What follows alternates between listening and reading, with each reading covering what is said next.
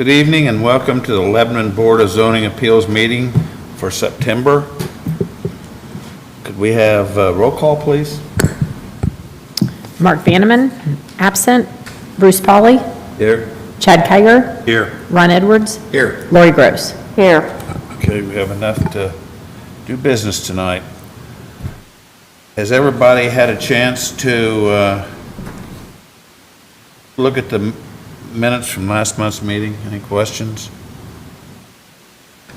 I'll make a motion to approve the minutes from last month's meeting. Second. Okay, have a motion and a second. All in favor, aye?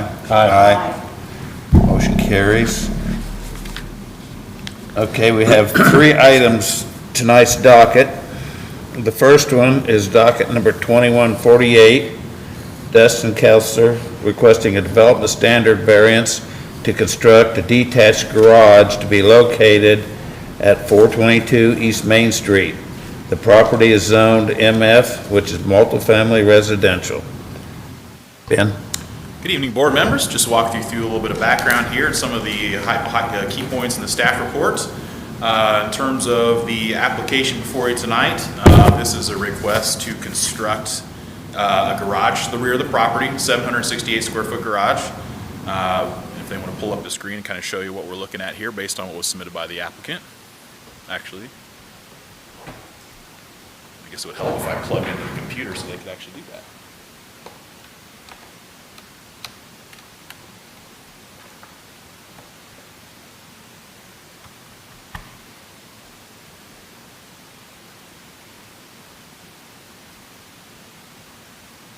All right. So this is a site highlighted in the dark black line, and what you see here drawn in is the garage here to the northwest corner of the property, and what's hatched here to the east of it is a new driveway. They are proposing a 2-foot setback on the west property line and an 8-foot setback on the north property line, thus necessitating a variance request that you have before you tonight.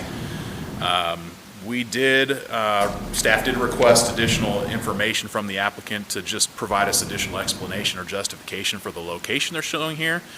We did not receive any additional information, so just based on what we received here, we did put together the findings of fact that you see in the staff report.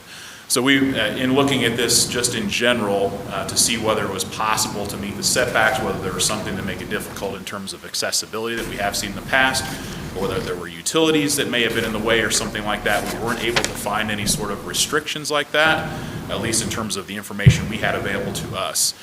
So we were unable to determine or conclusion that there was some sort of hardship on this property as it relates to the setback that were being proposed. And it seems as though it was possible to meet those 10-foot side and rear setbacks for an accessory structure based on what information we had available to us.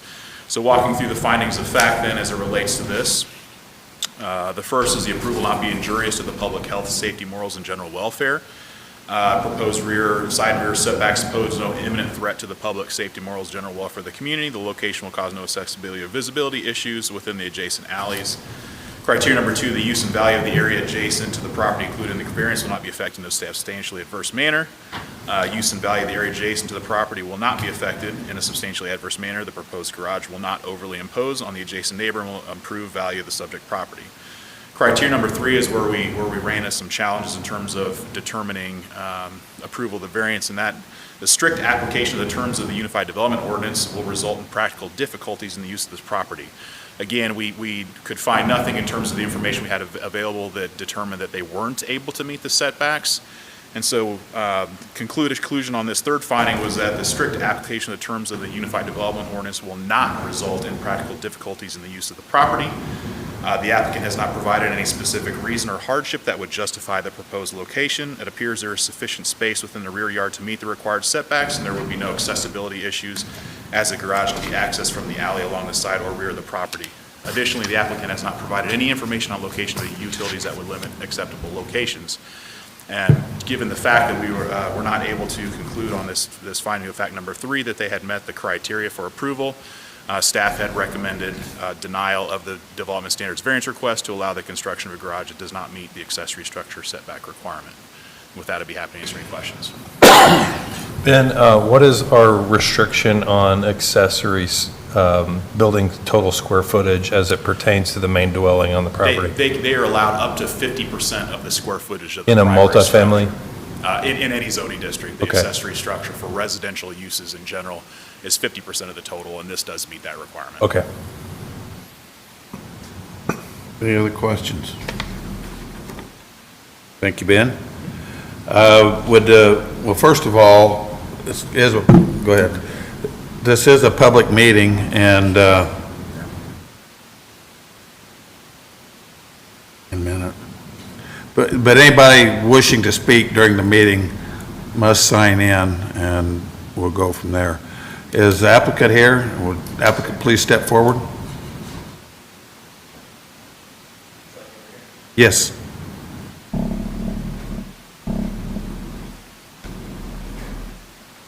Good evening, everyone.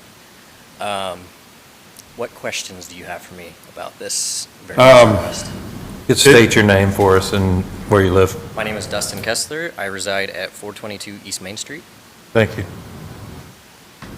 Is there any reason that you are requesting the two variances? Two of the primary reasons are, one, simply just aesthetically for the property. I believe it'll raise property values. It will be in line with the fence. That's kind of just an aesthetic reason. The other has kind of come to my attention in the last, I would say, 4 or 5 weeks. We have 2 small children, 6 and 7. They play in the alley on our property. We have a 10-foot setback, as you can see there on the screen. I guess it's not up anymore. Here, there's a 10-foot setback, and they play in this alley. Recently, I noticed it in the last couple of years since we've owned this property, but more so in the last couple of weeks. Along Main Street and in the alleys, people are driving recklessly.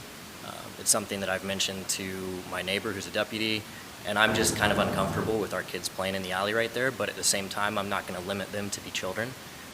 So that was another kind of byproduct of this variance request that has come to light more so in the last couple of weeks for me. I know that's not any justification, but it's something that I would like to mention.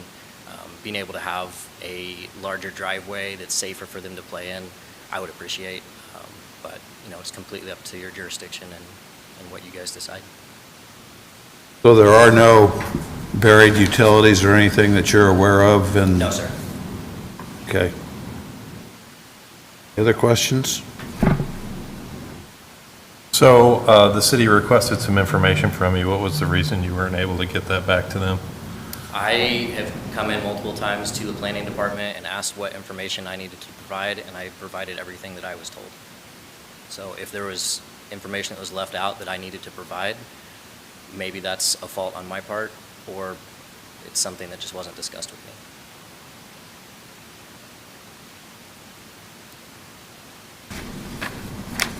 Any other questions?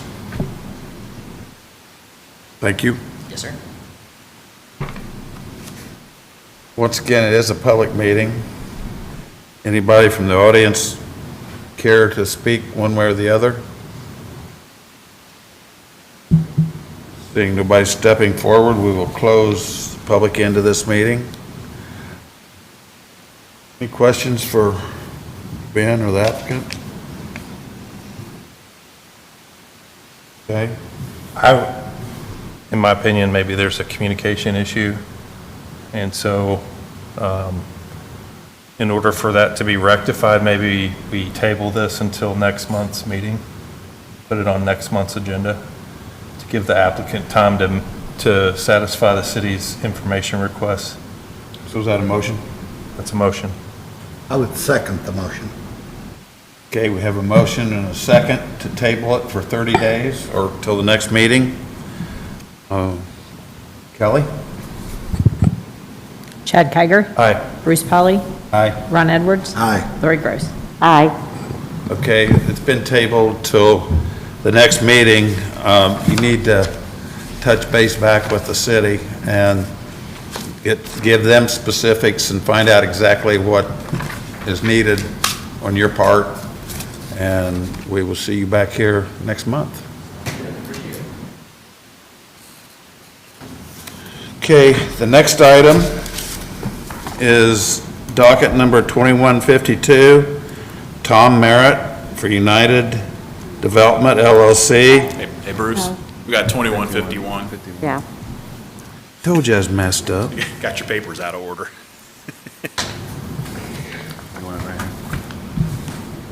Okay, Chris Shepherd, I'm sorry. The property is located at 2150 Elm Swamp Road, Lebanon. The property is zoned single-family residential and comprises of approximately 2/10 of an acre.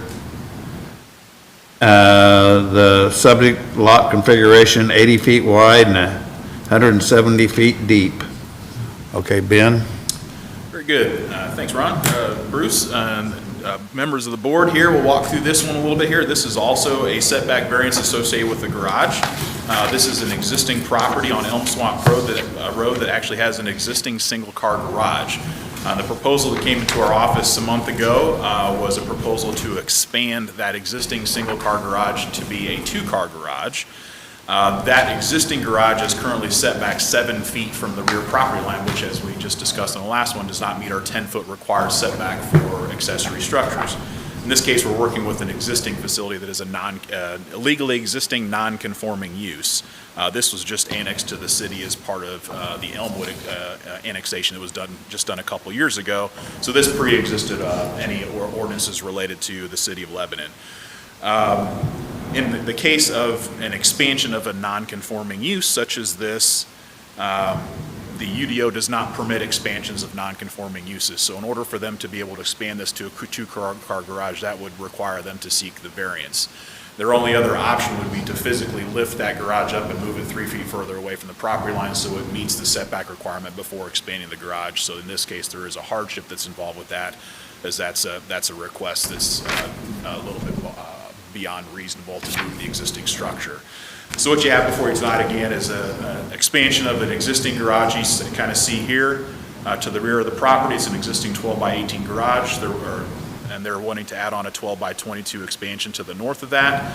That garage will maintain the current 7-foot setback that the existing garage does, and the expansion will still be approximately 22 feet from the north property line, so it does meet the required setback on the north side, and they would just be maintaining that existing setback on that west property line. So with that, the findings of fact, number one, the approval will not be injurious to public health. We have determined that it would not be injurious to public health, safety, morals, or general welfare of the community. This is an expansion of an existing garage that already has that 7-foot setback, and it's just essentially maintaining that existing setback. Number two, the use and value of the area adjacent will not be affected in a substantially adverse manner. We've determined the use and value would not be affected in a substantially adverse manner. The structure and proposed expansion will have the same setback as exists currently, thus will not have any additional impact that does not already exist today.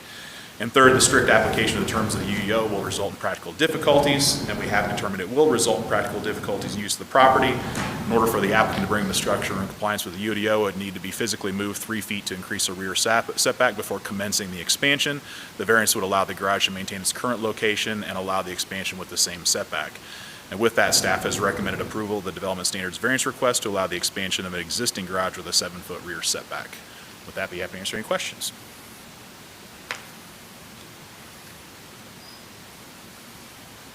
This property doesn't have Elmwood access?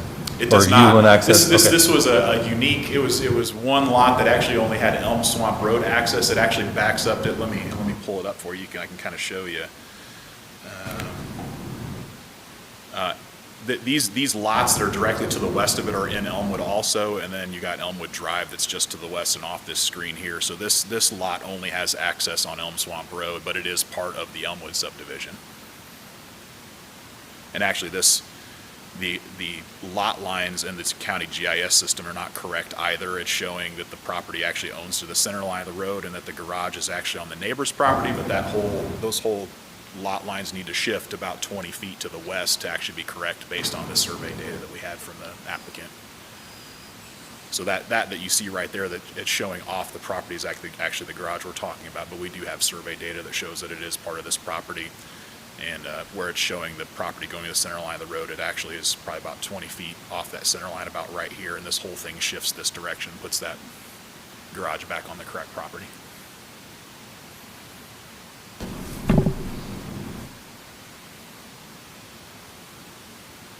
Thank you.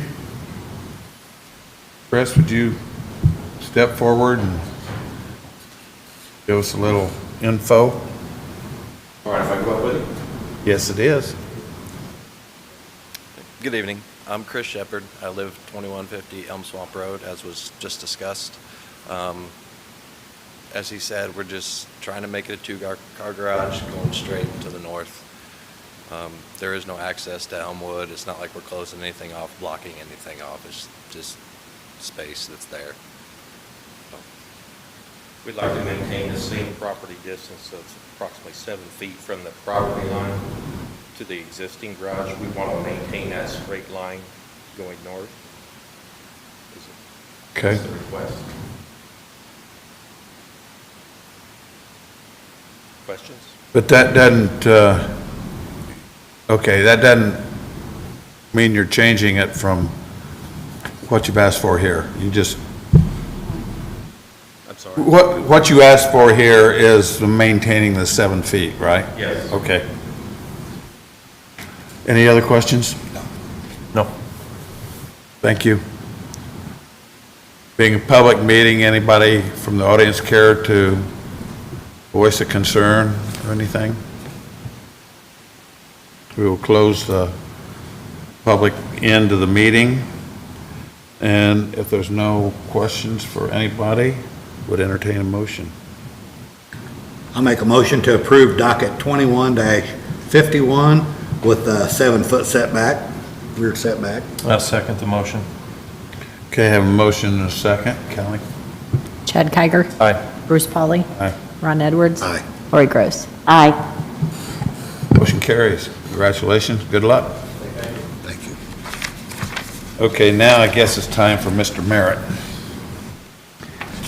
The property is located at 820 South State Road 39, Lebanon. It's zoned planned business industrial and in the thoroughfare overlay district and comprised of 4.29 acres. All right, members of the board, we'll walk through some history on this one here. This actually does have history with the Board of Zoning Appeals. Some of you may remember all the way back in 2015, the last time this was in front of you. And this is not an altogether different application from what you saw then in terms of the site development. But the applicant is looking to move forward with the construction of this project now. So because those approvals happened so long ago, their development plan application has expired. So they're really going back through the process. And in reviewing their proposal in terms of the actual building construction now, they were still meeting all the requirements and conditions of the variances that they received back in 2015, except for one. And this is one that allows them a little bit of flexibility in terms of this being a speculative building. When you build, the requirement is for 50% masonry on all 4 sides of the building. On this speculative building, the rear of the building is where you have all the dock doors. And so what they're going to do is, because it's speculative, they're going to put a couple of dock doors in, one overhead door, just the minimum that might be necessary for any typical tenant in that building. But they may have a tenant that comes and says, I need 8 dock doors as opposed to 2. Can you add more dock doors? When you have masonry, that means you're cutting the masonry. And to add dock doors, it's a much more complex and detailed and expensive process. Whereas if you just have the metal panels, you basically just pop out those metal panels and put in an overhead door. It's a much easier process. Allows for a lot more flexibility in terms of filling that for what the tenant actually needs. So that's the request that's come back for you tonight. Again, the history here in June and July of 2015, they did receive, in this case, 12 different variances. This building still meets all the requirements and conditions of those variances, again, except for the one that I mentioned, the 50% masonry requirement. They do meet the masonry requirement on the other 3 sides of the building, which are the primary ones that are visible from the public streets, as you kind of see here. This is on State Road 39 Enterprise Boulevard, so these 3 kind of front sides of the building will all meet that 50% masonry requirement, and kind of the truck dock and loading area to the rear of the building would be located here, where they've asked for some flexibility to allow those metal panels. Now, this isn't like the standing seam metal like you used to see back in the day on the typical post frame building. This is an architectural metal panel that we allow up to 50% of the facade. So in this case, they want that flexibility to allow that to all be architectural metal, to allow them to come back in and change out where necessary overhead doors or dock doors for the client once they finally identify that client. So that's a request for you tonight, is to allow them to, on the fourth side of the building, on the truck dock side of the building, to allow 100% metal panels. And that does require a variance in terms of the metal building construction. For the record, we have identified the 3 criteria of findings of fact.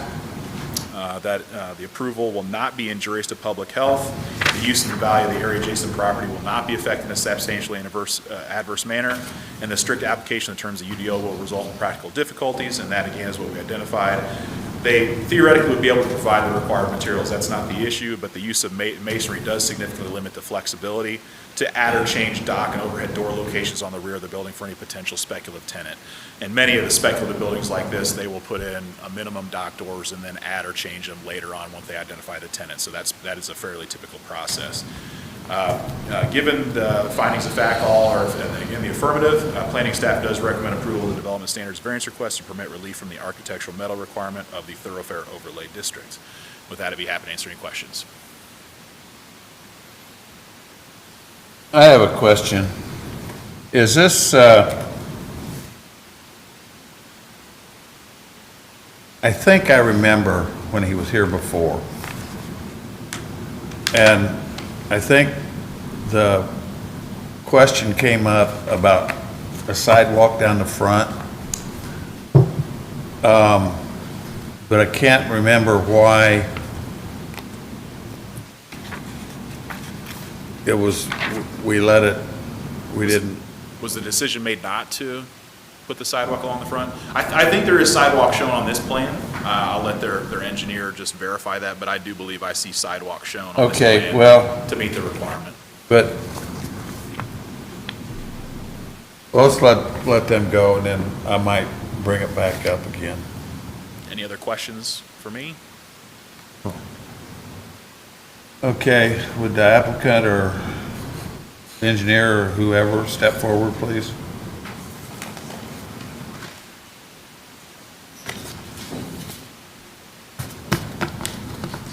Good evening. I'm Aaron Hurt with Civil and Environmental Consultants. We're a civil engineer working with Tom Merritt, the owner, with United Development, Merritt Construction. I think Ben summarized it pretty well. In terms of the sidewalk question, we do have a sidewalk along the frontage of the building and the north elevation of the building. There's also an exterior path or sidewalk along State Road 39 in Enterprise, and a sidewalk that connects into that. So I think that was a stipulation last time, and that was added to the project. Okay. Thank you.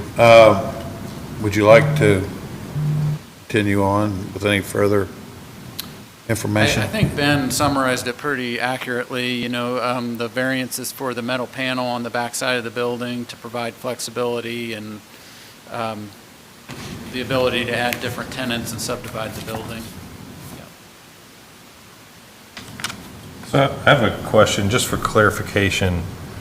Are we talking about Lot 1, or are we talking about the entire parcel here? It's Lot 1. Lot 1? Okay. In the front of the building, is it facing Enterprise Boulevard or State 39? Okay. Okay, let's kind of turn around a little bit. Thank you. I think I was too. Any other questions? Thank you.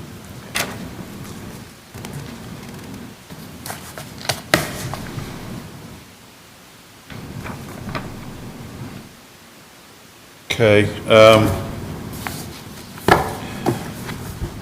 I guess we're ready for a, And so just another point of clarification, we're not addressing all 12 of these variances, just the one. those came, he's That still, was just history. Those 12 variances are what were approved in 2015, so I just wanted to reference. Do they them need to be because reapproved? They do not. Those Okay. those run with the land, those run for eternity. So, Okay, so it's those are just the rear of the building that Yes, we're, this is just the rear of the building we're referencing tonight. okay. okay, that being said, it is a public meeting. If anybody wants to step forward. We'll close the public end of the meeting. And if there's no further questions for anybody, I would look for a motion. I make a motion to approve the development standard variance request to permit relief from the architectural metal requirement of the thoroughfare overlay district. A second. Okay, have a motion and a second. Kelly? Chad Kiger, Aye. Bruce Pauly, Aye. Ron Edwards, Aye. Lori Gross. Aye. Motion passes. Congratulations. Good luck. Okay, docket 2153 is Aaron Hurt for Blue Scope Properties Group. The subject location, the property is located at 705 through 1055 West Cox Avenue here in Lebanon. The subject property is zoned plan, business, industrial, and is within the Interstate Overlay District and comprises of 57.4 acres. Ben? Thank you, Bruce. Just walk through this for you, board members. A little bit of an overview here. First, they pull up the screen, show you where the site is. If you're familiar with this site, this would be just to the east of it, the Flying J that's on State Road 39. So this is the 57 acres. It's tucked back behind it along the interstate. We've had a couple of different inquiries about this site over the last few years, and now we've got one that looks like it's moving forward. So that is the site, and they're looking to do speculative industrial development on this site as well. Let me pull up the kind of the overall site plan for you. This will derive its primary access from the signal that's there at the Flying J entrance. They are actually working that right now. That is a private drive that just has an access easement. They are working to turn that into public right-of-way so that they would actually have public right-of-way that goes back into the site and to this primary street that they would be constructing. They have 3 separate buildings that you see here that we've constructed on this site. I believe my understanding is they will construct 2 of them, the larger building and one of these smaller buildings initially, and then over time would build the third as demand warranted. There's a couple things as we started looking at this with them in terms of the overall development, working with them on landscaping and buffering and how the site lays out, and had uncovered a handful of variances that are necessary because of the way the site lays out, and working with them on some equitable solutions. The first is the interstate corridor buffer that is required along the interstate, and that is a 30-foot buffer that is required with tree and shrub plantings. In addition, because they've got the building situated like they're supposed to, oriented towards the interstate, there also is a parking lot perimeter landscaping buffer that's additionally required out front here. So the way our ordinance works is those actually build upon each other as opposed to, one canceling the other out. So rather than having, the 30-foot buffer or 10-foot parking lot, they're required a 40-foot total setback. Plus if you combine the landscaping as well. So the total of that, let me see, make sure I get my numbers right for the 2 of them. 9 trees and 25 shrubs for every 100 lineal feet if they were to do both the buffer and the parking lot perimeter landscaping, which is a significant amount of landscaping. So we work with them as something that's kind of more of a hybrid between the 2 in order to make sure we're accomplishing, the goals of that buffer yard, but still making something that, still allowing them something that makes a little bit more sense here. And what we work with them is to provide a total of 30-foot setback as opposed to 40 that would be required by ordinance, and then approximately, depending on the location, about 6 to 7 trees and about 20 or 21 shrubs every 100 lineal feet. So it's a combination of the 2 where it's kind of in between what's required for parking lot perimeter and what will be required for the combination of the 2 together. So we felt like this was a good hybrid solution out here that allowed them some flexibility in terms of the setback and landscaping. And I'll show you the landscape plan here a little bit. You'll see that there is a significant amount of landscaping with the plan they've proposed here. I'll just to give you the heads up, we're getting ready to do a major ordinance rewrite next year, and this is one of those elements of the plan that I'm probably going to be looking to change in some way, shape, or form, because we've had this variance a number of times. It seems like where it doesn't make sense to require both the parking lot perimeter and the buffer landscaping and setbacks. So where buffers are required, I would like to not require on the parking lot perimeter in addition, something that makes a little bit more sense where you're getting some additional setback and some additional landscaping, but not requiring both at the same time. So that is something that I would expect over the next 12 months is going to change, since we've seen so many variances related to this in terms of sites like this. Second one, actually, I'm going to see if I can give just a second to find the overall landscape plan.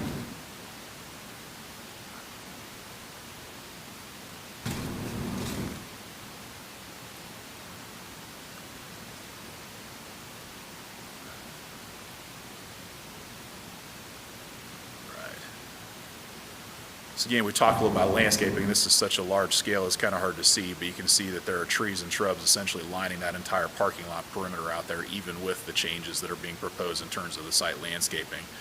Variance request number 2 is parking lot perimeter landscaping, and there's a couple of areas where they've requested relief from this, primarily related to the truck dock areas, where those truck docks were also adjacent to either the railroad or to into the detention area. So you see one such area right along here, where it really just faces the railroad and the detention, and it's along the truck court. So you see that they would request relief from that perimeter requirement there, and then.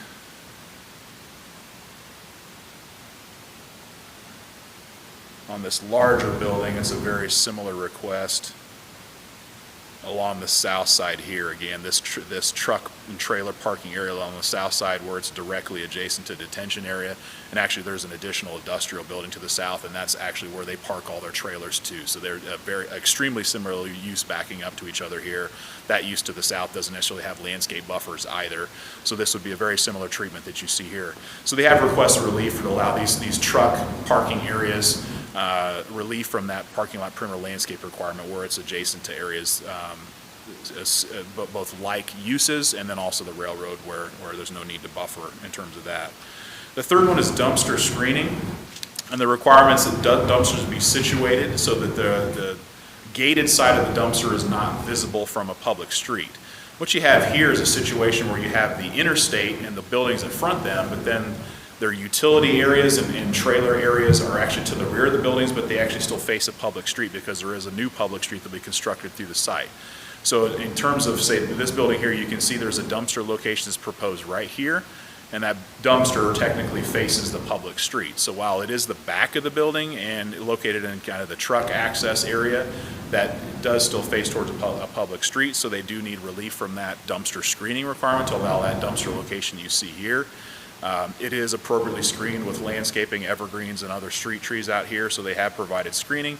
It's just that requirement would say that could not even be facing this direction, even though that's kind of an internal utility area. But because it's got 2 frontages, actually that building has got 3 sides of it that are fronting on a public street. They have very limited area where they could actually put that dumpster and meet that requirement. And the third one, dumpster location, a very similar thing, is that the dumpsters cannot be located between a building and a street. And so you've got dumpster locations both on this side that are between the building and this internal public street. And then, see if I can find it, there's one on this larger building too, I think. There's a handful of different, there's a couple of different dumpsters that are located between the building and the street. Again, those are internal, located along the internal drive. And are not necessarily impacting anything other than their own buildings. So they have requested relief from that. Again, you can see, say, like this larger building has 2 sides that are adjacent to a street, and the buildings along the interstate frontages, in some cases, have 3 sides that are adjacent to the street. So that in order to meet this requirement, there's a very limited area that they could actually place the dumpsters, but they have placed them where it makes sense in terms of the truck and trailer parking. All those areas are significantly landscaped and screens from that internal street. The last one, again, related to the same issue, the off-street loading berths, and that we're talking about truck docks. The back of this building has a significant amount of truck docks, the same for these. Truck docks shall not be located between the front line of the principal building and the street. Again, same issue, you got this internal public street drive. That is the back of the building, kind of the back of the house in that building, but it is adjacent to a public street. So again, in terms of trying to meet that requirement, there is really very little location where they could actually place the loading berths where they would meet that requirement because of the way the site is situated. We want those buildings oriented towards the interstate, so you're seeing the good side of the building from the interstate, and so that brings the back of the house activities towards this internal street where it makes it very challenging to meet that requirement. So those are the 5 variance requests that you have before you tonight to allow those things in order to construct this site. I will not read through all the findings of fact related to all 5 variances. We'll just reference for the record that those findings of fact are contained in the staff report for each of those 5 variances requests, and staff has recommended approval of those 5 variance requests that I have just identified just now. And I'd be happy to answer any questions if you have any.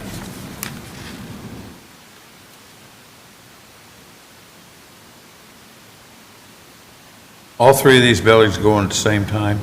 My understanding is 2 of the 3 they will start construction on initially, and then the 3rd one will go when demand reaches that third building. But my understanding is building 1, the larger building, and building 2, one of the smaller buildings, they would start construction on initially, and then the third one would come at a later date. Ben, what was the hardship again on the first variance request, the interstate corridor? You know, this is something we were just working out, and something what we felt was an equitable solution that still provided for the landscape buffer, a significant landscaping, but then allowed them some flexibility in terms of the setbacks and plantings.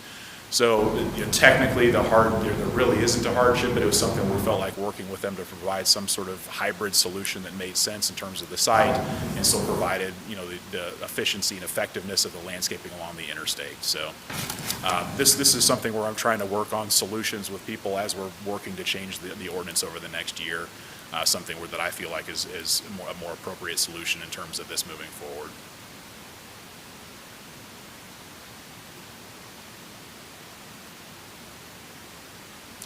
Keep in mind also, I forgot to mention this, Cox Road or Cox Avenue is between this site and the interstate, so even though they're only doing a 30-foot setback from the property line, it's effectively about 80 feet from the interstate because Cox Avenue is between the site and the interstate. In that one picture, it looked like there's going to be fencing between that and the interstate, isn't there? I don't know that they're going to be installing any new fencing here. There may be a right-of-way fence along the interstate now. I'm not sure of that, but I don't believe they're anticipating installing any new fencing as part of this project. And is this property visible both north and southbound on I-65? Southbound certainly is. Northbound, you've got the interchange there, so that blocks your view until you come over it. You come past the interchange, but it does have visibility both northbound and southbound. And it's, you're looking down at the property from the interstate, yeah, right? The elevation does go down. Right, A little bit. okay. It's not significant, but it is a little bit lower. From that fact, we've actually, we've talked about things like the HVAC equipment on the roofs of the building. We want to make sure that they're not visible from the interstate, knowing that elevation has changed, and we are Right. working that with them. But we have definitely taken that into consideration in terms of looking at this.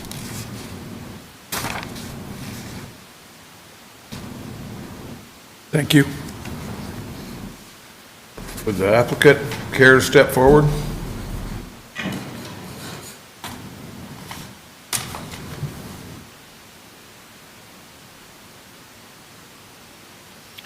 Hello, Aaron Hurd again with Civil and Environmental Consultants. Yeah, we're working with Blue Scope Properties on the project. We are slated to go to Plan Commission in 2 weeks on the 20th, I believe, for development plan approval, so that's in process as well. So a little bit about Blue Scope. They're based out of Kansas City, a national developer, a steel company as well. They've done projects throughout the United States, Colorado, Florida, and then eyeing Indianapolis and Lebanon as a market for them. The building renderings themselves are very nice looking, very attractive buildings. I'm not sure we can share these with you, but we submitted these for the Plan Commission review. So some architectural detail on the buildings, some different color. In terms of the variances, we're requesting, so on the interstate corridor buffer, we do have a 30-foot area, and we are exceeding the interstate buffer planting, so like Ben said, it's kind of a hybrid approach.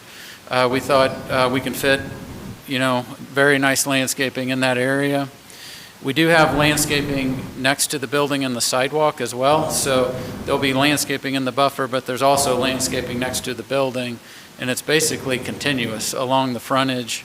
And we are planting a lot of landscaping on this site. So if you looked at the landscape plans in detail, all along the streets, next to the buildings, there's a significant amount of landscaping. Does your rendering have the landscape in it? I'm sorry? Does your example that you brought have the landscaping in it? Actually, there's more landscaping on the landscaping plan that's on this rendering. So this shows a little bit of landscaping, but there's a lot more on the landscaping plan. I think it'd be great to kind of get a picture of what it would look like if you could put it up on the screen. Okay.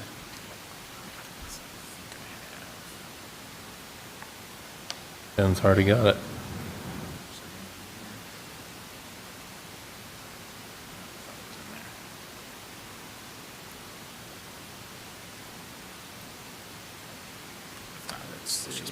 Just put it on here? Yeah.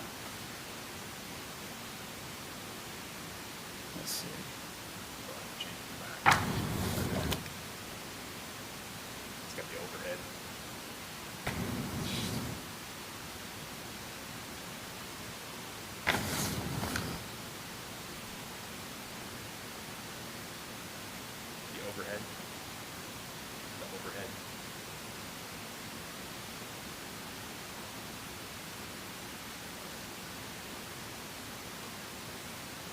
There we go,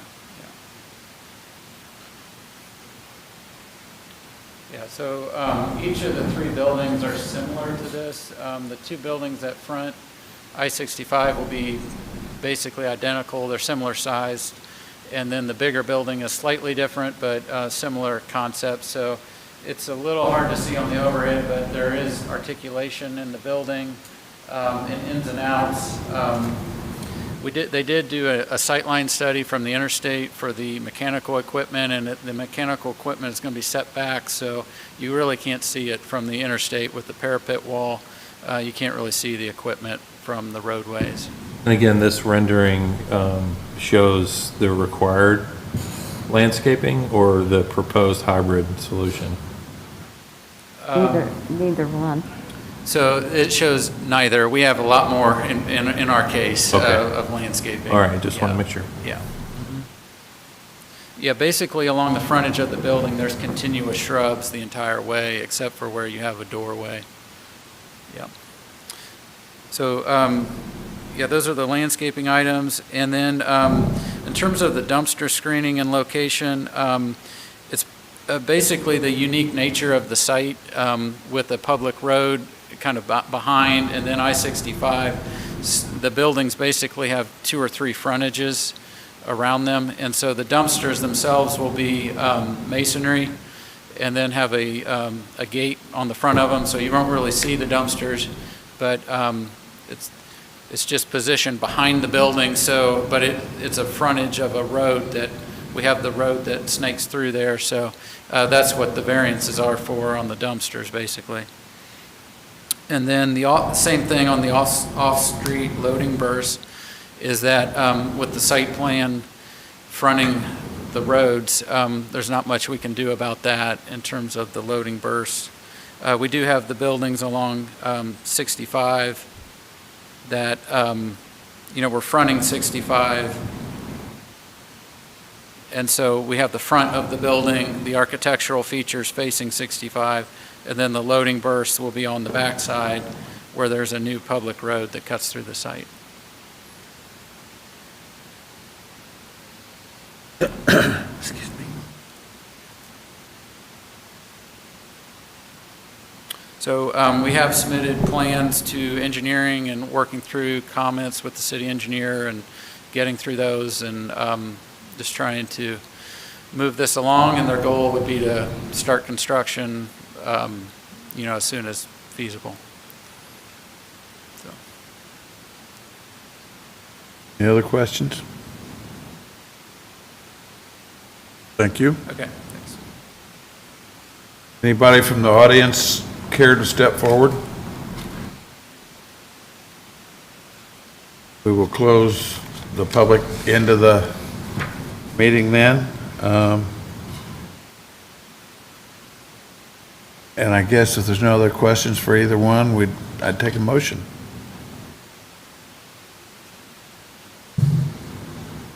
I'll make a motion to approve docket 21-53. Need a second? Second. Have a motion and a second. Kelly? Chad Kiger, Aye. Bruce Polly, Aye. Ron Edwards, Aye. Lori Gross. Aye. Motion carries. Good luck. Congratulations. Do we have any other business to take care of tonight? Okay, our next meeting would be Monday, October the 4th, 7 p.m. I need a motion to adjourn. Make a motion to adjourn. Second. Motion and a second. All in favor, aye. Aye. Aye. Meeting is adjourned until October the 4th.